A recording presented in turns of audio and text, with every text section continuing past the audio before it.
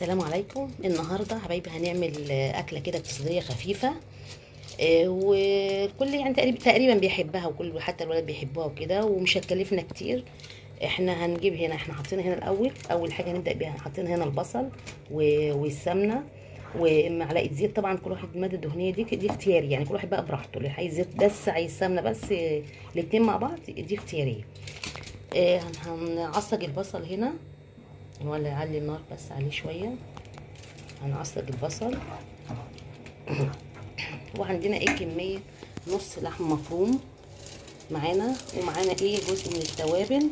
آم، رشه جنزبيل، معلقه صغيره فلفل اسود مطحون، ورق راوله مطحون برضو، معلقه ملح صغيره.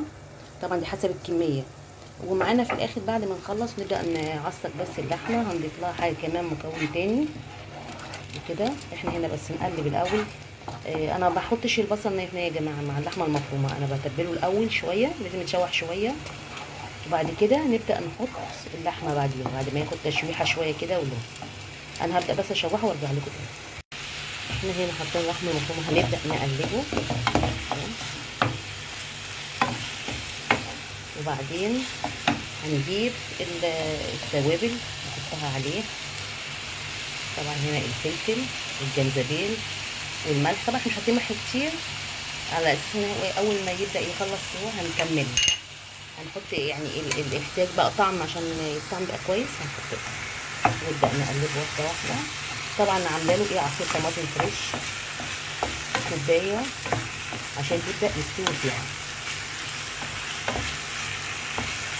طبعا كميه البصل برضه اختياري يا جماعه، لان احنا هنستعمل اللحمه دي خضار كده، لسه ما قلتلكوش على الخضار. فاحنا ايه بنزود البصل زي ما احنا عايزين، بحيث ان يبقى ايه هي مره واحده، ومش هنحتاج للخضار تاني.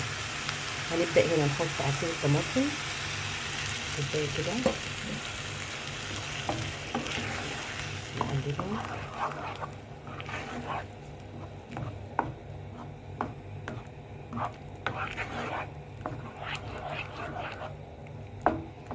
وهنبدأ نحط كمان يا جماعة ايه رشة سكر، رشة بسيطة من السكر، بتدي طعم حلو مع الملح وكده، يعني تعادل بين الملح، الحاجة المالحة والحاجة المسكرة، يعني تظبط الملح بتاعه، مبقاش فيه حموضة كمان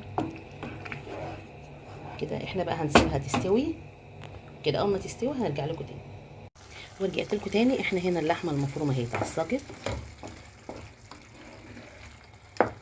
طبعا احنا دقنا الملح بتاعها يا جماعه بسيط، لان احنا لسه هنحط الخضار وهنضيفها عليه، وبعد كده ممكن نزود بقى ايه اي زياده احنا عايزينها في الملح، درجه التمليح بتاعها.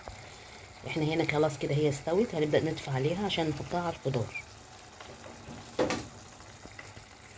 الخضار بقى هو احنا عندنا هنا طاجن هنعمل فيه البسله.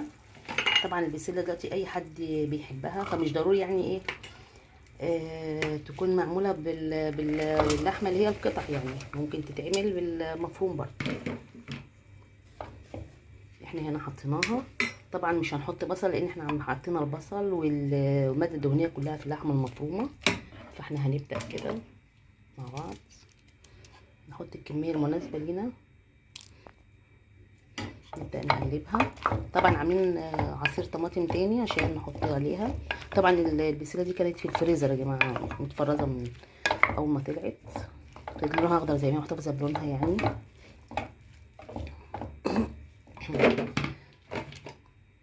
وهنبدا ايه، طبعا هو هنضيف لها شويه ميه طبعا، لان احنا كده كده اللي فيها لحمه، فهتبقى ايه مش محتاجه ايه، مش محتاجه غير انها الميه. وبعد كده تضاف عليها وتحط فين، ونظبط التتبيله بتاعتها ونحطها في الفرن. احنا كده خلصناها، يا دوب هنزود لها بس ايه كوبايه ميه.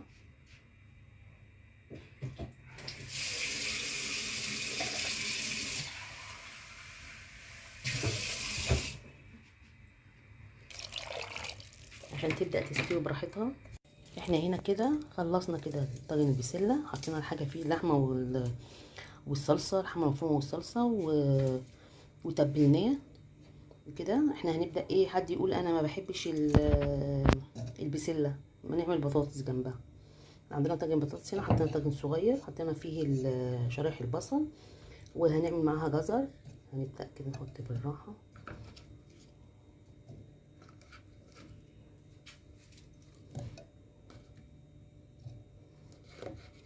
طب انا هكمله كده وارجع لكم تاني. ورجعت لكم تاني. احنا هنا رصينا الطاجن الصغير البطاطس اهو بالجزر، وهناخد برضو ايه من اللحمه المفرومه نحط عليه، بس هنحط بقى من فوق، مش هنحطه بين الطبقات يعني، نحط من فوق.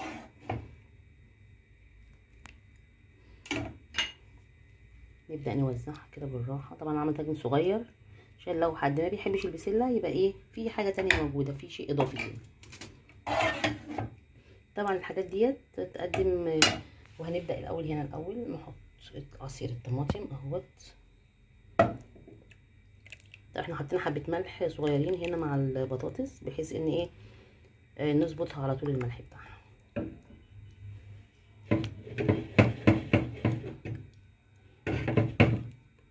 نبدأ نحرك كده بالراحة، وبعدين هنبدأ نغطيهم. طبعا لو في غطا او ورق فويل نحطهم في الفرن، ونعمل جنبهم رز ابيض، رز بالشعرية، اي شيء. وهنا عملنا صنفين من حاجة بسيطة، حاجة يعني كمية لحمة بسيطة خالص، ممكن ربع كيلو ممكن نص كيلو، او يعني مش محتاج حاجة كبيرة قوي يعني، اكلة اقتصادية سهلة وبسيطة وبتكفي. انا دلوقتي هحطهم في الفرن وارجع لكم تاني.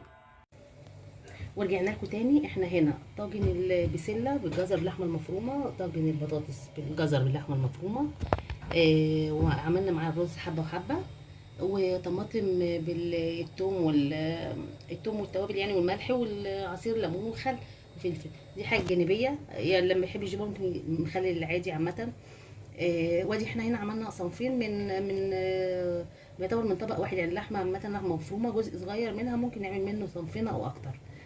لو عجبكم الفيديو لايك وشير وسبسكرايب، وبالهنا والشفا.